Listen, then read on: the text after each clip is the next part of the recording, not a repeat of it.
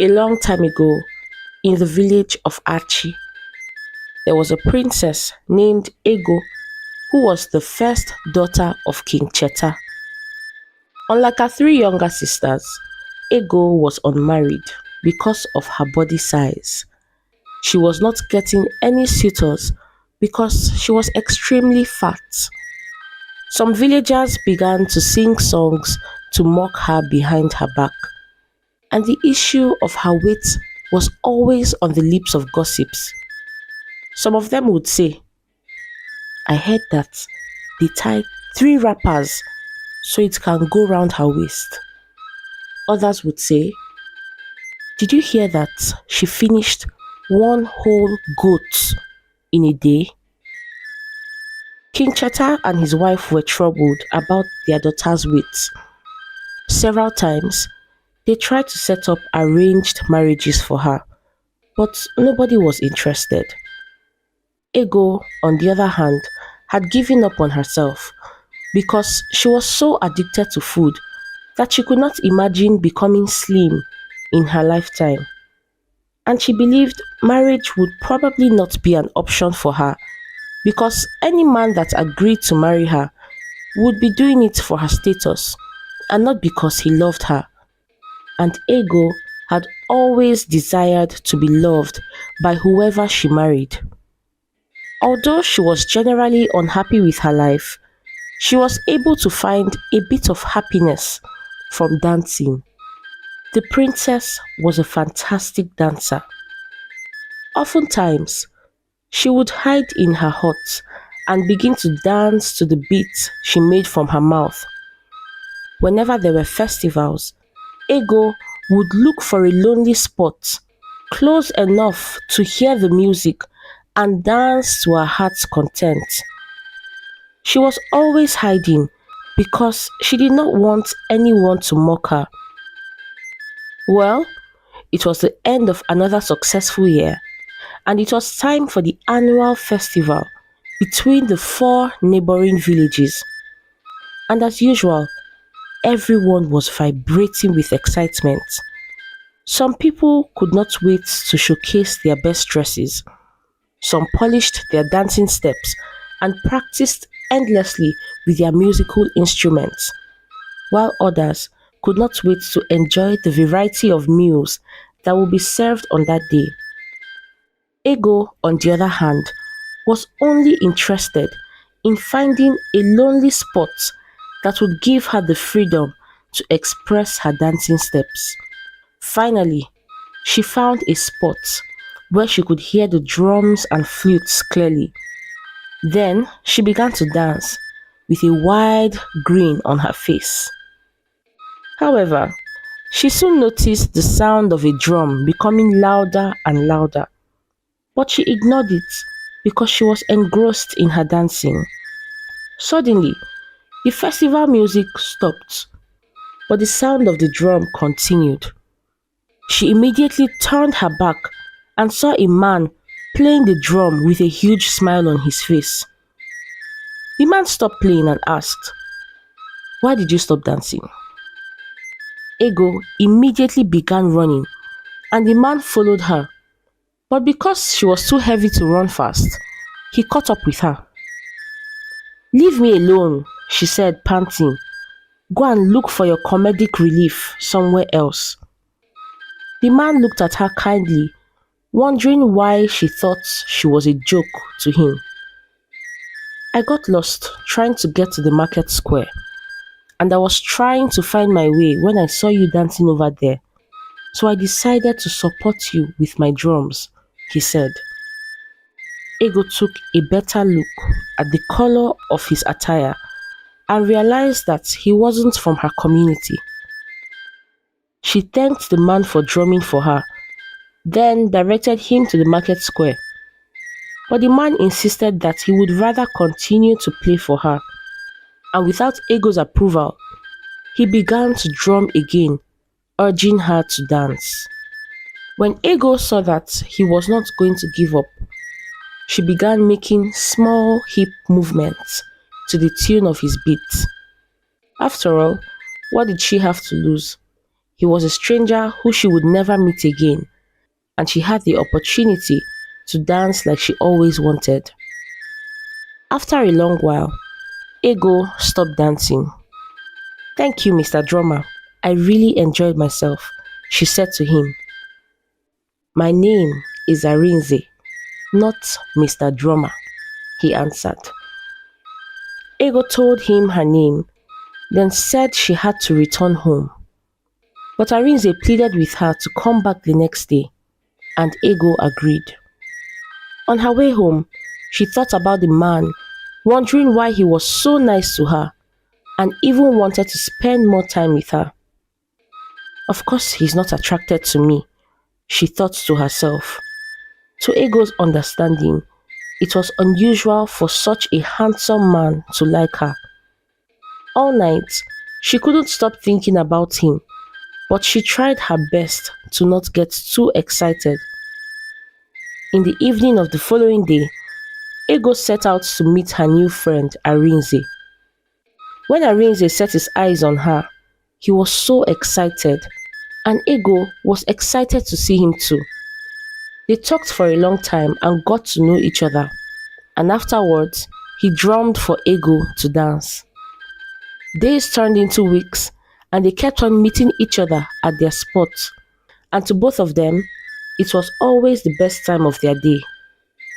Finally, Arinze told Ego how he felt about her. Although Ego suspected he liked her, she did not want to jump into any conclusions. But she was happy when he finally voiced it out, because she felt the same way too. "I can come with my people in the next market day to see your parents," he said. So, the ball was set rolling. Ego quickly informed her parents that a man from the next village would come and see them to ask for her hand in marriage. The king and queen were very happy. They never knew a day like this would come. But unfortunately, calamity soon struck. A week before the arranged meeting, an airborne disease spread round the entire 4 villages and its surroundings. To prevent people from spreading the disease, each village closed their border, and their rulers also instructed them to stay indoors. Ego was very sad that her future husband would not be able to see her every day as usual. To make matters worse, some days after the borders were closed, Ego contracted the airborne disease, and for more than 3 months, she struggled to stay alive. The illness greatly affected her appetite, making it very difficult for her to finish half a plate of food in a day. As the months went by, a herbalist found a cure, and people gradually began to feel better. When Ego fully recovered, the first thing she discovered was her massive weight loss. She could not believe it. She was almost as small as her 3 sisters. It was a dream come true. That wasn't the only thing that changed. Her face had also become more defined, and her beauty was evident for even the blind to see. She realized that wherever she went, she was stared at in admiration by men who never glanced a second look at her in the past. And the wealthy men amongst them also began to approach her for conversations about marriage. Ego began to feel on top of the world, and all of a sudden, she felt too good for Arinze. When the borders were finally open, Ego went to her and Arinze's spot to wait for him, because she knew he would definitely be there waiting. When Arinze set his eyes on her, he almost did not recognize her. "Wow, my princess, I missed your beautiful smile," he said. Ego gave him the cold shoulder. She felt too mighty to be in his presence. Arinze thought she was only acting up because she had missed him so much. So he began to play the drum for her to dance. But she shouted at him, ordering him to stop the noise. "Mr. Drummer, I am not interested in whatever you are playing. I only came here to tell you that I am not interested in marrying you anymore." Arinze was alarmed at her change in behavior. I know you have never been with a princess before. That is why you are always smiling like a goat. She stormed out of the place, warning him never to reach out to her as they did not belong to the same caliber.